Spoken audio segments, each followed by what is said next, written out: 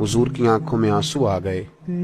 नबी करीम सल्लल्लाहु ताला अलैहि वसल्लम फरमाने लगे, वो बड़ा हौलनाक दिन होगा क़यामत का। लोग उस दिन तलाश करेंगे कि कोई ऐसा शख्स हमें मिले, जरूरत महसूस करेंगे कि जो हमारा बोझ उठाए।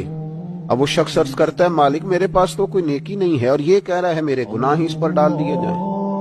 तो नबी पाक अलैहिस्सलाम फरमाते हैं, अल्लाह ताला उस मुद्दई से फरमाएगा, जरा सर तो उठा, जन्नत की तरफ तो देख। तो वो जन्नत की तरफ सर उठाकर देखेगा और देखकर अर्ज करेगा, मालिक मैं एक चांदी का शहर देख रहा हूं जिसमें सोने का महल बना हुआ है, हीरे जवाहरात से मुरस्सा है वो महल। ए मालिक, कौन इसका मालिक बनेगा, ये किसको मिलेगा? तो अल्लाह ताला फरमाएगा, जो इसकी कीमत अदा करे। तो अर्ज करेगा, मालिक इसकी कीमत कौन अदा करेगा? तो अल्लाह तबारक व तआला फरमाएंगे, तू भी इसका मालिक बन सकता है। तो बड़े तजस्सुस से, बड़े शौक से अर्ज करेगा, मालिक मैं कैसे मालिक बन सकता हूं?